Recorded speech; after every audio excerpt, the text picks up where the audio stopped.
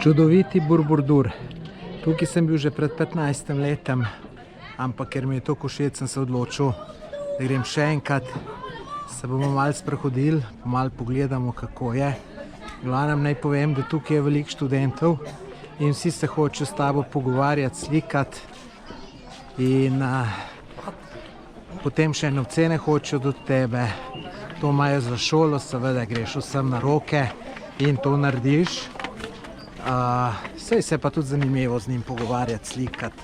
Se pa počutim tle kot ena zelo slavna oseba, ki bi se rad vsi z mano slikali, pogovarjali in tako naprej. To je drugač budistični tempelj.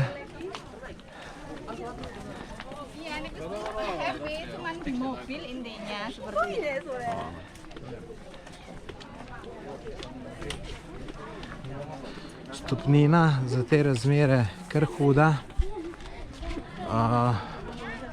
20 €, to je za Indonezijo zelo veliko. Evo, vidite.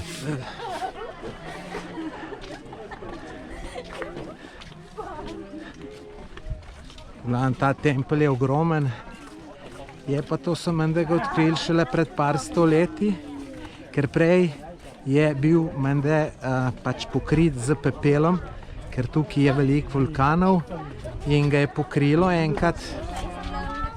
Nisem se sicer v neke detalje spuščal, koliko je stara ta zadeva,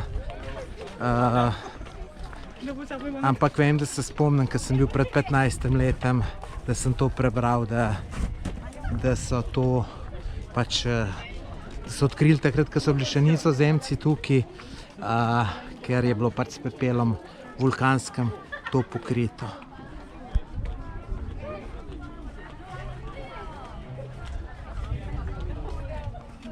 To je vrh. Spomnim se, da pred 15 letem so nas še višji spustili, zdaj so pa tukaj to zaprli, tako da vidite, tukaj je tabla, da je zaprto, zdaj pa pač to ni več možno.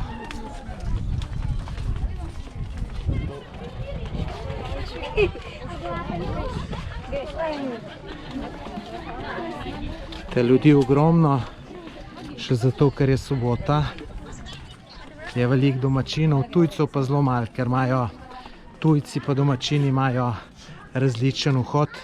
In tam, ko sem šel jaz kot tujec, sem bil edini. Sicer nekaj jih je, ampak ni pa to nekaj ful zelo veliko.